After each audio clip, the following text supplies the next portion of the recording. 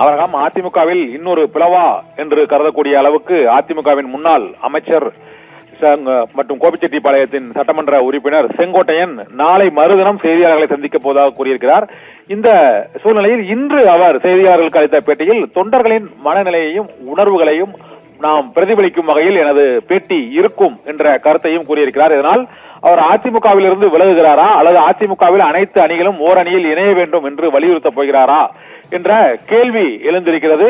ஏனென்றால் அதிமுக பாஜக கூட்டணி ஏற்படுவதற்கு முன்னதாகவே அவர் மத்திய நிதியமைச்சர் நிர்மலா சீதாராமனை தனியாக சந்தித்தது அப்போது சர்ச்சையை ஏற்படுத்தியது.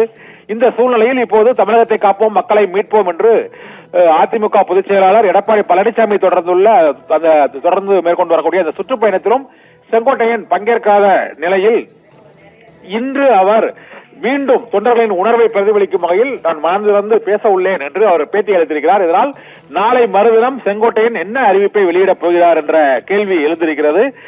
அவருக்கு ஆதரவாக முன்னாள் எம்பி சத்யபாமா செய்தியாளர்களுக்கு என்று அளித்த பேட்டியில் அதிமுக ஒன்றிணைய வேண்டும் என்பதே செங்கோட்டையனின் விருப்பம் என்று தெரிவித்திருக்கிறார். இதே போல அங்கு பவானிசாகர் தொகுதி சட்டமன்ற உறுப்பினர் பன்னாரியும் செங்கோட்டையனுக்கு ஆதரவாக அனைத்து அணிகளும் ஓரணியில் இணைய வேண்டும், அப்போதுதான் வலிமையான அதிமுகவாக 2026ஆம் ஆண்டு சட்டமன்ற தேர்தலை எதிர்கொள்ள முடியும் என்ற கருத்தையும் அவர் தெரிவித்திருக்கிறார்.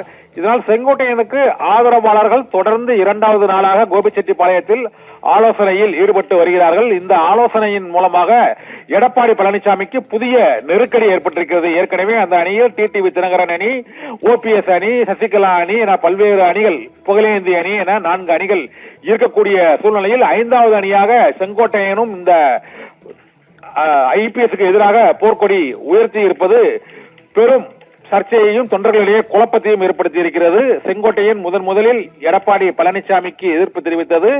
அங்கு அத்திக்கடவு அவிநாசி திட்டத்திற்கான விவசாயிகளின் பாராட்டு விழா, எடப்பாடி பழனிசாமிக்கு அவர்கள் அளித்த பாராட்டு விழாவில் எம்ஜிஆர் ஜெயலலிதாவின் புகைப்படங்கள் இல்லை என்று அவர் கருத்து தெரிவித்து அந்த விழாவை புறக்கணித்தார். அதை தொடர்ந்து இரு தரப்பினருக்கும் அதன் பின்னர் நடைபெற்ற எம்ஜிஆர் பிறந்தநாள் விழா மற்றும் தலைமைச் செயலகத்தில் நடைபெற்ற அந்த எம்ஜிஆர் அதிமுக தலைமை நிலையத்தில் நடைபெற்ற பல்வேறு நிகழ்ச்சிகளிலும் அவர் தொடர்ந்து புறக்கணித்து வந்தார். அதன் பின்னர் சட்டப்பேரவையில் நடைபெற்ற அந்த சபாநாயகருக்கு எதிரான நம்பிக்கையில்லா தீர்மானத்தின் போது அதிமுக கொறடா உத்தரவுக்கு இணங்கி செங்கோட்டையனும் வாக்களித்தார். இதனால் சமரசம் ஏற்பட்டது என்ற கருத்து பரவிய நிலையில் நேற்று திடீரென அவர் நேற்று முன்தினம் 5ஆம் தேதி நாம் செய்தியாளர்களை சந்தித்து தொண்டர்களின் மனநிலை தொடர்பாக பேட்டியளிக்கப் போவதாக தெரிவித்திருக்கிறார். அதை உறுதிப்படுத்தும் வகையில் இன்று மீண்டும் செங்கோட்டையன் நாளை மறுதினம் அதிமுக தொண்டர்களின் உணர்வுகளை பிரதிபலிக்கும் கருத்தாக எனது பேட்டி இருக்கும் என்று கூறியிருக்கிறார். எடப்பாடி பழனிசாமி தரப்பில் இருந்து இந்த நேற்று அல்லது இன்று சமரச முயற்சியில் எதுவும் ஈடுபட்டார்களா என்பதற்கும் அதுவும் 5ஆம் தேதி நாம் பேட்டியில் தான் தெரிவிப்பேன் என்று அவர் இன்று கூறியிருக்கிறார். இதனால் கோபிச்செட்டிப்பாளையத்தில் தொடர்ந்து செங்கோட்டையன் அளித்து வரும் அந்த பேட்டிகளின் மூலமாக அதிமுகவில் இருந்து செங்கோட்டையன் விலகுகிறாரா அல்லது ஓபிஎஸ் போல அதிமுகவுக்கு உள்ளேயே இருந்து கொண்டு அங்கு எதிர்ப்பு குரல் எழுப்பி புதிய அணியை அவர் அதிருப்தி அணியை தொடங்க இருக்கிறாரா என்ற கேள்வி எழுந்திருக்கிறது. இது தவிர அதிமுகவை பொறுத்தவரை 5 அணிகளாக இப்போது செயல்பட்டு வரக்கூடிய நிலையில் அது அதிமுக பாரதிய ஜனதா கட்சியின் கூட்டணிக்கு செங்கோட்டையனின் இந்த பேட்டி மூலமாக மற்றொரு பெரும் பின்னடைவாக இருக்கும் என்று அரசியல் விமர்சகர்கள் கருத்து தெரிவிக்கிறார்கள்.